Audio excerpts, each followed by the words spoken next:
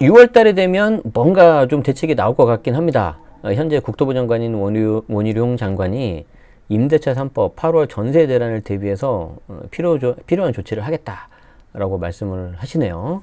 어떤 내용일까요? 저도 좀 기대가 되는데, 자, 일단 출처를 먼저 밝힐까요? 조선비즈에서 가져온 기사고요. 박소정 기자님이 작성하신 겁니다. 5월 23일. 서머리를 좀 먼저 보도록 하죠. 자, 세입자 대출 한도 상향하겠다. 지금 현실적으로 이제 전세 대란이 많이 올 것 같다는 거죠. 그런데 이제 여기에 대해서 대출이 안 나와버리면 문제가 생기니까. 그런데 여기서 그치면 안 되겠죠. 임대인에게 뭔가 인센티브를 주겠다. 저는 관심 갖는 게 이 기사를 가져온 이유가 요겁니다. 요거. 임대인 인센티브 주겠다. 그 인센티브에 뭐가 있을까? 그 중에 하나가 주택임대 사업자가 있을 수도 있다라고 저는 생각을 하거든요. 근데 이제 한번 보자고요. 자, 그리고 또 여러분들 관심 가질 수 있는 게 이제 분양가 상한제 폐지 쪽으로 막 이야기하다가 이것도 너무 폐지해버리면 이제 값이 너무 올라버리잖아요. 그럼 이제 정말 저 분양 청약 기다렸던 사람이라든지 저 같은 서민들은 어떻게 합니까? 안 되잖아요. 그렇기 때문에 폐지보다는 좀 부작용 최소화를 하겠다. 다음 달 발표하겠다. 자, GTX는 임기 내 ABC 착공하겠다. 준공이 아닙니다. 착공입니다. 그리고 DEF는 예타 통과를 하는 걸 목표로 하겠다. GTX는 일단 이렇게 생각하십시오. 전설 속에 등장하는 지하철이다. 죽기 전에 볼 수 있을까요? 저는 GTX만 가지고 뭔가 투자하는 거는 별로 안 합니다. 제 개인적인 그거예요. 자, 용산 시범 개방을 번복했는데 뭐 하루 만에 번복했죠. 오염 탓은 아니다. 뭔가 소통 문제가 있다. 그래서 뭐 여러 가지 좀 내용이 나왔는데 제가 관심 가는 거는 요거 임대인 인센티브다. 그리고 그 다음에 여러분들이 좀 보셔야 되는 게 분양가 상한제 정도가 되지 않을까. 그리고 더 큰 그림을 뭘 봐야 되냐면은 이걸 진행하는 그 사람을 봐야 됩니다. 어쩔 수 없습니다. 정책이기 때문에 아무래도 정치적인 그런 걸 고려 안 할 수가 없거든요. 근데 뭐 제 개인적인 생각은 뭐 저는 잘 모르니까 말씀 안 드릴 거고요. 이 국토부 장관이 어떤 자리이고 어떤 걸 하고 싶은지를 좀 봐야 돼요. 그걸 좀 생각하시면서 보시면은 조금 더 좋지 않을까 싶습니다. 자, 보겠습니다. 자, 원희룡 국토부 장관이 오는 8월 도입 2년차를 맞는 임대차 3법 개정과 관련해서 8월 전세 대란이 현실화되지 않도록 다음 달 중 필요한 조치를 해주겠다고 언급했다. 분양가 상한제 관련해서 현재 부작용을 최소화하는 방향으로 개편이 이루어질 가능성을 언급하면서 발표 시점은 다음 달 중에 될 거라고 밝혔다. 죄송합니다. 제가 좀 말이 좀 빨랐죠. 제가 최근에 그 소울리스 좌 그 영상을 보고 너무 재밌어가지고 나도 저렇게 빨리 할 수 있을까? 그랬어요. 죄송해요. 갑자기 딴 얘기해서. 자, 23일 기자들과 취임 첫 오찬 간담회를 열었어요. 원 장관이. 그래서 이제 이때 이제 뭔가 워딩들이 나온 거죠. 일단 가장 당면한 문제는 갱신 만료된 계약들이 해당 시점에 과연 얼마나 나오느냐. 이로 인해서 가격이 수직 상승하는 시장 상황이 발생할 수 있느냐. 이런 문제를 관찰 중인데 현재로서는 과대평가될 필요는 없다라고 말한 거죠. 자, 그러면서 4년치 인상분이 한꺼번에 반영돼서 일방적으로 공급자 우위의 거래가 되지 않도록 세입자의 부담을 덜어주기 위해서 대출 한도를 늘리거나 상생 임대인, 착한 임대인 경우 보유세를 유리하게 책정해주는 등 인센티브를 주는 방안을 생각하고 있다. 당장 필요한 사안은 빠른 시일 내 부처협의를 거쳐서 필요한 조치하겠다. 이건 뭐 뒤에 이거는 뭐 이제 너무 뻔한 이야기고. 자, 그래서 지금 첫 번째 나온 게 뭐예요? 임대차 시장. 기본적으로 자, 우리 여러분들 그 부동산 시장을 한번 봅시다. 이게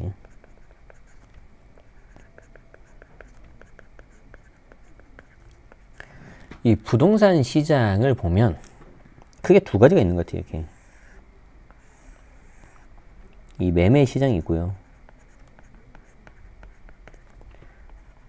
임대차 시장이 있을 거예요.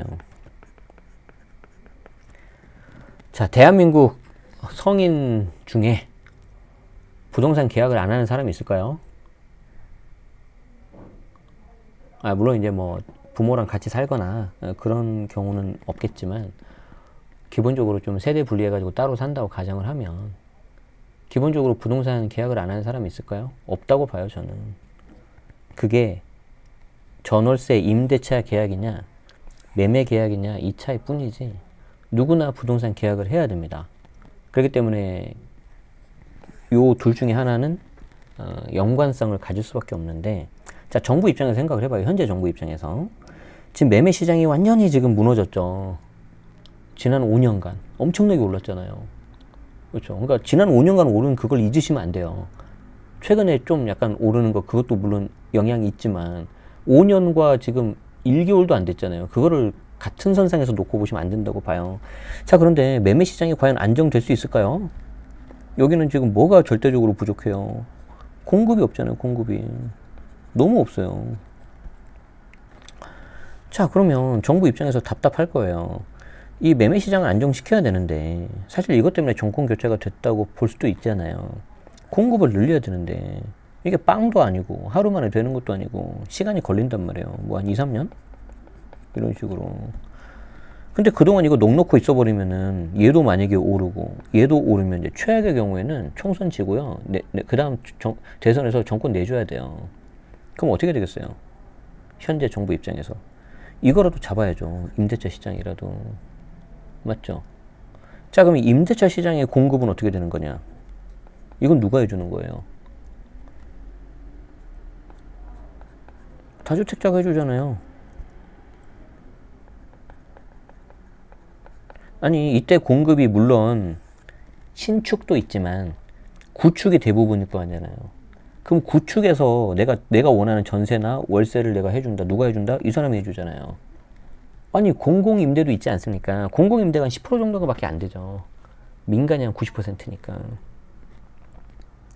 자, 그래서 임대차 시장을 먼저 안정화시키고 그 다음에 매매 시장을 안정시키는 전략으로 가겠다. 이게 뭐 상식적으로 봐도 이게 맞지 않겠습니까? 물론 이제 뭐 양쪽을 다 안정시키려고 하겠죠. 근데 이 매매 시장은 이것 때문에 한 2, 3년 걸리거든요. 그래서 현실적으로는 곧바로 나올 수 있는 이 임대차 시장에서 뭔가 안정을 시키고 그 다음에 매매 시장을 할 거다. 자, 그러면 이 공급을 해주는 요 다주택자들, 이 사람이 공급을 하려면 어떻게 해야 될까? 이게 이제 인센티브를 아까 말한 거예요. 인센티브. 그 인센티브 중에 하나가 아까 뭐 착한 임대인, 뭐 상생 임대인, 그리고 기사에는 안 나왔는데 저는 개인적으로는 주임사, 주택임대사업자, 이게 나올 수 있다는 거죠. 물론 제 개인적인 생각이니까 당연히 틀릴 수도 있고 뭐 그럴 수 있죠. 근데 이제 합리적으로 생각을 해보자면은 뭐 이런 식으로 가겠다라는 거죠. 그리고 이제 최근에 이제 나온 예측 기사 중에 어떤 내용들이 있어요. 미등록인 경우에도 기존 계약에서 5% 이내로 해주면, 이제 청구권 그거 말고 5% 이내로 하면 뭐 재산세와 종부세를 좀 줄이겠다. 이거는 이제 민주당에서도 발의했었죠. 부동산 4법. 저는 그 취지는 좋다고 봐요. 그런데 이제 잠깐 설명 들어볼까요? 여기 이제 그 부동산 4법이잖아요.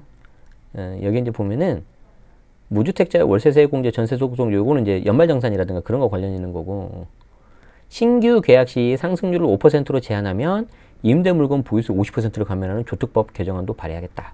저는 이거는 취지는 좋다고 생각합니다. 하는데 가만히 보면은 이걸 안 건드렸으면은 기억하세요? 2020년 710 대책 주택임대사업자 아파트 폐지시켜버렸잖아요. 그리고 자동말소 시켜버렸잖아요.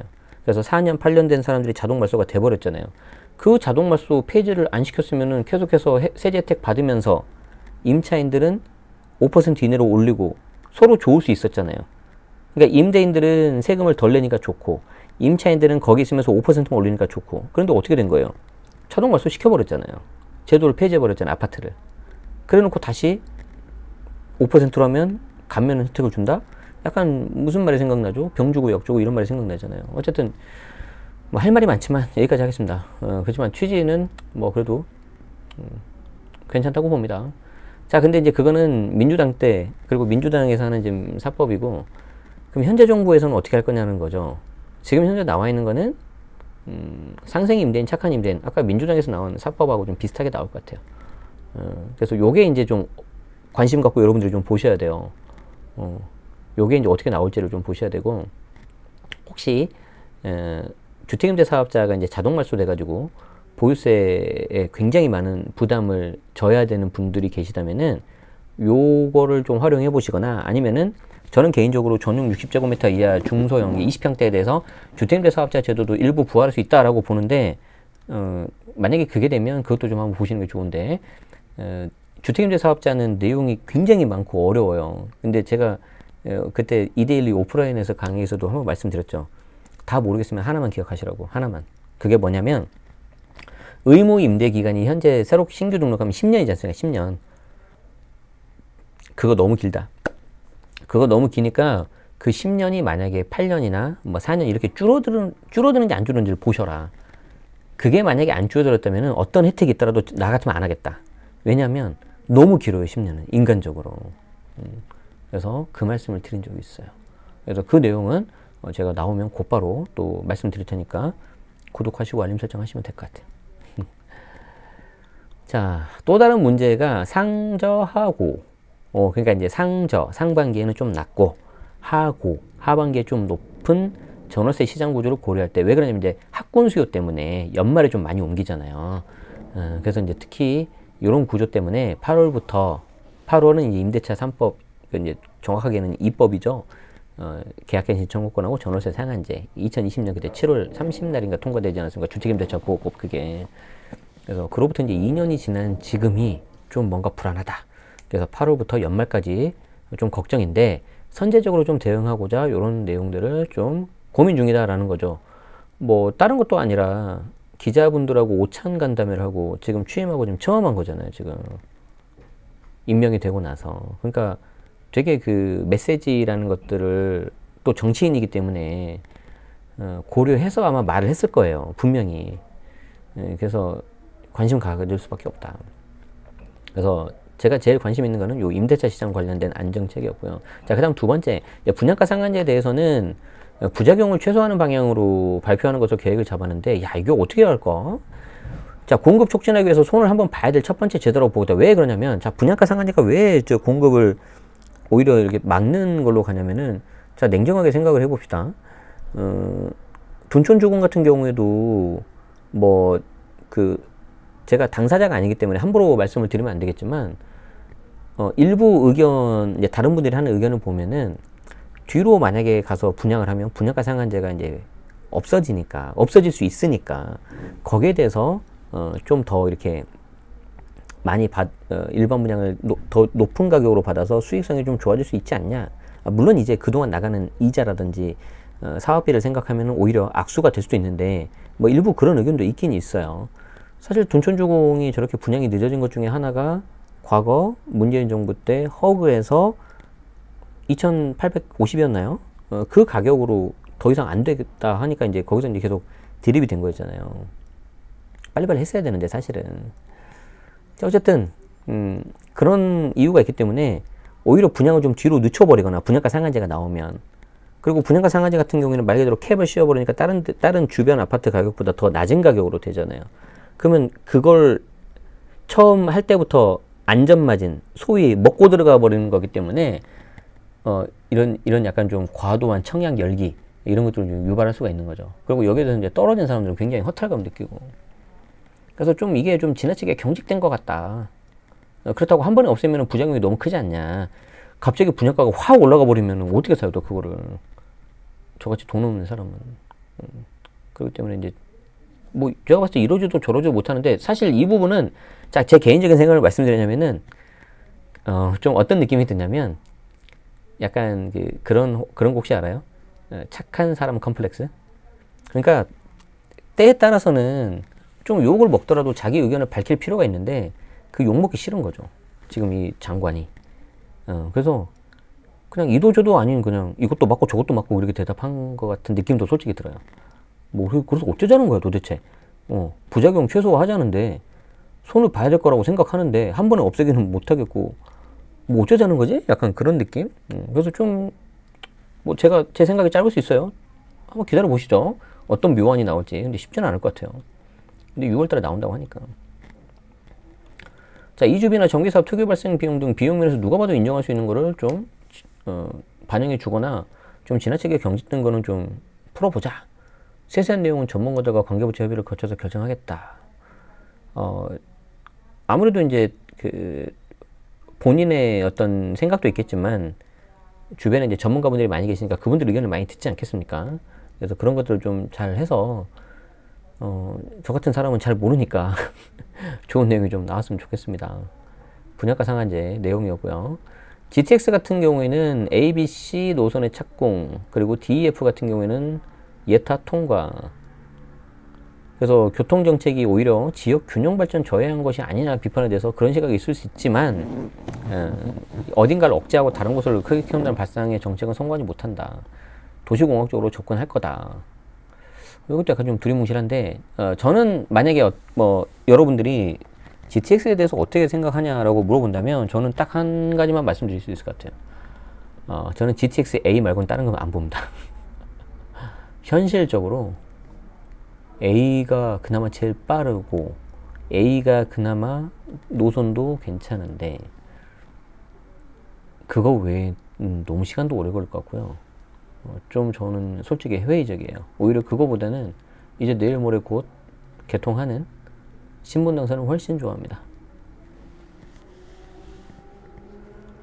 자, 용산부지 시범개발 요거는 뭐 큰 우리 그 채널하고 별로 연관된 게 아니니까 간단히 넘어가죠. 이거 뭐 잘 하겠죠. 자, 그리고 이제 더 중요한 게 있죠. 8월 달에 발표하기로 한 250만 호 플러스 알파. 요거는 뭐 그 전에 문재인 정부도 마찬가지였지만 이 보여주기식 이 숫자 이런 거에 현혹되시면 안 됩니다. 250만 호가 들어온대. 이제 집값이 떨어질 거야. 집값이 안정될 거야. 물론 그럴 수 있는데 어디에 들어온지를 봐야 되죠. 그래서 저 250만 호가 어느 지역에 오는지, 그리고 더 중요한 거는 언제 오는지, 이 두 가지를 반드시 체크하셔야 됩니다. 근데 이제 서울 같은 경우가 이제 수요가 제일 많잖아요. 그러면 이제 서울이 언제 저게 250만 호 중에서 그 중에 서울은 얼마의 지분을 가지고 있느냐, 그 부분을 봐야 되겠지만 쉽지는 않을 것 같아요. 자, 그럼 이제 마지막으로 좀 중요한 게 있는데, 자, 다주택자에 대한 시각은 어떻게 생각하느냐. 이게 다주택자를 어떤 사람으로 생각하느냐, 여기에 대해서는 주택 공급자, 시장의 정상적 기능에서 발생하는 수는 현상에 대해서 죄악시하거나 응징 위주로 가지 않겠다. 그러니까 이거는 확실히 이제 그 전에 정부하고 문재인 정부하고 이제 완전히 다른 거죠. 문재인 정부에서는 2주택 이상자부터 다주택자로 하고 투기 수요로 받잖아요. 그런데 2주택자 중에서도 어쩔 수 없이 2주택자 되신 분들이 있잖아요. 특히 뭐 상속을 받거나 증여를 받거나 아니면은 이사 때문에 하거나 그런 분들은 빼줘야죠. 얼마 전에 어떤 여론조사에 보니까 국민 뭐 50%였나요? 60%였나요? 50 몇 %였던 것 같은데 다주택자는 몇 주택 이상이라고 생각하시나요? 했더니 3주택 이상자라고 하더라고요. 그래서 2017년 파리 대책에서 처음 나왔을 때도 그때도 여름이었잖아요. 5년 전에. 그때 제가 강남역에서 강의하고 있었는데 정확히 기억하고 있는데 그때 이제 다주택자 투기 수요를 억제하고 실수요자 보호하는 뭐 파리 대책 그 제목으로 나왔는데 그때 사람들이 제일 많이 막 물어보고 그랬던 게 뭐였냐면 다주택자가 몇 주택부터예요? 본인들은 3주택 정도는 돼야 되지 않냐라고 해서 막 그 보도자를 보는데 아닌 거죠. 그냥 원문 그대로 그냥 문자 그대로 다주택이니까 2주택 이상 돼버린 거죠. 그런데 지금 현재 정부 그리고 원희룡 장관 같은 경우에는 그렇게 보진 않고 어떤 단순히 주택수가 많다고 그걸 죄악시하거나 응징 위주로 가진 않겠다. 하지만 주택을 투자 수단으로 해서 다른 사람에게 피해를 미치는 것 같은 경제 부작용을 무시하는 자유방임주의. 그러니까 자유방임주의는 말 그대로 알아서 해라. 너희들끼리. 국민들끼리 알아서 해라. 해서 뭐 어떤 사람이 극심한 극단적인 갭 투자를 해서 임차인한테 피해를 주고 해도 아이고 뭐 자유시장주니까 알아서 해야 되는 거 아니냐. 그렇게까지는 내가 안 하겠다. 라는 거죠. 그래서 결국 이것도 아까 나왔던 것처럼 뭐였었죠? 분양가 상한제하고 비슷하게 좋게 보면 약간 중도의 중용의 입장을 취한 것 같지만 그래도 아까 그 분양가 상한제보다는 훨씬 더 색깔은 명확한 것 같아요. 다주택자에 대해서 무조건적인 어떤 적폐 대상이라든가 그런 거는 아니다라고 좀 보는 것 같습니다. 그래서 이게 별거 아닌 것 같지만 굉장히 좀 중요한 워딩들이 좀 많이 있습니다. 그리고 저는 이 중에서 아까도 말씀드린 것처럼 임대차 시장을 어떤 식으로 안정시키려는지 어떤 제도를 나올지 요 임대인에게 주는 인센티브 요거를 좀 여러분들이 좀 잘 보시면은 좋을 것 같다. 왜 이런 말씀을 드리냐면 저도 주택임대 사업자거든요. 저도 주택임대 사업자인데 저는 그렇게 생각을 했어요. 항상 그 법에는 권리와 의무가 항상 같이 따른다고 생각합니다. 이게 밸런스가 맞아야 된다고 저는 생각을 해요. 권리 그리고 의무, 항상 법에는 이 권리와 의무가 따라야 된다고 생각을 해요. 그런데 간혹 가다 보면은 너무 한쪽으로 치우쳐진 게 있어요. 무슨 말이냐면 의무는 없고 권리만 있어요. 이거 말이 안 돼요. 그러면은 없던 권리가 생겨버리는데 의무가 안 따르잖아요. 그럼 이거 좀 문제가 생길 수 있습니다. 한 가지만 말씀드리냐면 다 그런 건 아닌데 일부 소수이긴 한데 임대차 3법 중에 계약갱신 청구권을 임차인들끼리 프리미엄 주고 사고 파는 경우도 있었어요. 제가 아는 분이. 그분은 이제 임대인이었는데.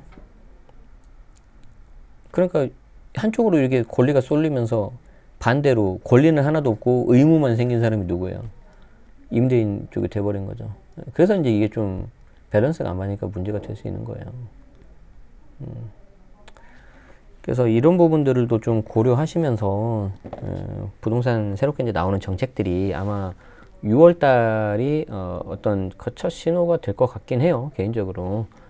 그래서 그 부분들을 좀 관심 갖고 보시면 좋을 것 같다. 그리고 이제 여러분들이 이제 아마 매수자든 매도자든 분위기가 좀 어떤 분위기냐면 좀 약간 관망하시는 이제 분위기죠. 아니, 뭐가 나올지 모르니까. 괜히 좀 먼저 사거나 먼저 팔면은 특히 먼저 파신 분들이 좀 뭔가 좀 손해본 것 같은 그런 느낌들이 지금 있잖아요. 그렇기 때문에, 계속해서 새로운 내용들이 나오면 제가 또 알려드리겠습니다. 구독하시고, 알림 설정 하시면 될 것 같습니다. 네. 자, 오늘 여기까지 하도록 하죠. 자, 오늘 여기서 마치겠습니다. 시청해주셔서 고맙습니다.